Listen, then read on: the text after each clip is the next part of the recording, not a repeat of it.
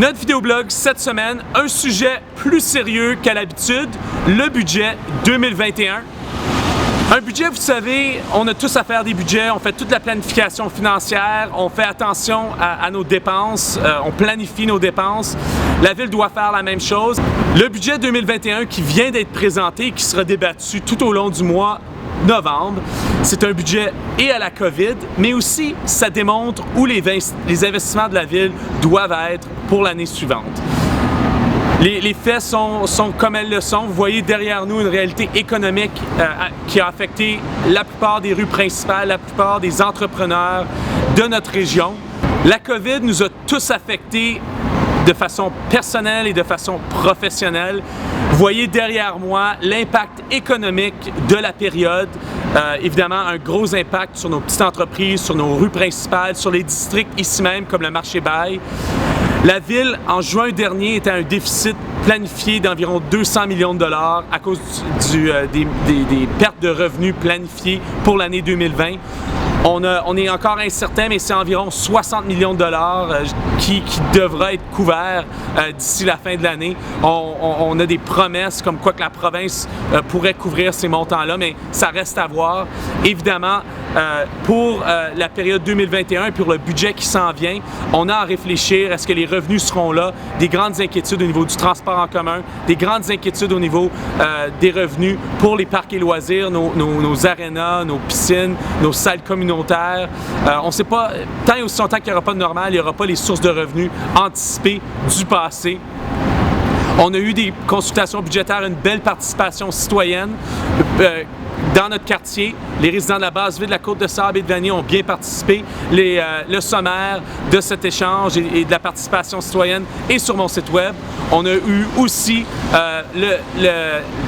la rencontre annuelle des élus du centre-ville et des communautés du centre-ville, la séance Parlons budget, qui cette année a ciblé les discussions et les investissements nécessaires au niveau du logement. Le budget de la Ville, cette année, c'est 3,9 milliards de dollars, tout près de 800 millions d'investissements dans les infrastructures, surtout routières. Et puis, ce que ça veut dire pour vous, c'est 3 % d'augmentation de votre taxe foncière. Malgré le fait que le budget est électronique, c'est beaucoup de pages de lecture. Je ne peux vous donner aujourd'hui un sommaire global des investissements qui sont pertinents pour notre communauté. Cependant, je peux confirmer que les montants d'argent pour compléter les travaux du chemin Montréal, compléter les travaux de construction ici dans les rues résidentielles de la Côte-de-Sable et débuter les rues résidentielles de Vanier qui sont planifiées telles que la rue Lavergne et le resurfaçage de Sainte-Patrick et des segments d'Alousie sont bel et bien en place. J'ai vu rapidement un peu plus d'argent pour planter plus d'arbres, des améliorations dans nos parcs. On fait l'analyse de tous ces segments-là de budget. Si ça vous intéresse que votre voix soit entendue à la Ville, de nous partager vos idées sur des budgets particuliers, j'entends souvent parler des policiers, j'entends souvent parler des enjeux au niveau des services sociaux, au niveau du logement, au niveau du transport en commun. Je vous invite à participer aux séances budgétaires. Vous allez voir les détails, les dates à l'écran. Vous pouvez toujours m'envoyer un courriel à mathieu.fleury@ottawa.ca pour officialiser votre présence auprès du greffier. On est ici pour vous appuyer dans tout ça. Quand la Ville investit, il y a un impact. Le mandat du Conseil, c'est un des outils importants, les priorités du Conseil pour définir quels seront les investissements durant la période d'un mandat, qui sont 4 ans.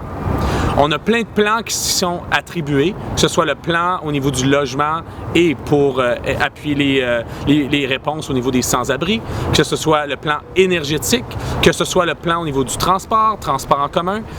Ce sera hyper important cette année plus que jamais de s'assurer de maintenir le cap sur ces priorités-là et aussi avoir un regard critique au niveau de l'importance de bâtir une résilience COVID. Qu'est-ce qu'on peut apprendre de COVID? Qu'est-ce qu'on peut faire pour être plus résilient en sortant de COVID? Chose est certaine, la Ville investit 3,9 milliards de dollars. Ça a un impact réel sur l'économie. C'est important d'appuyer notre économie, évidemment, en revitalisant, en investissant dans nos propriétés. Et puis, à travers ça, moi, je suis critique Je pense qu'on ne va pas assez loin sur les investissements que l'on puisse faire au niveau du logement. De plus en plus, Ottawa est inabordable. On a 12 000 personnes sur une liste d'attente. On a 2 000 personnes qui sont dans nos refuges, dans nos motels.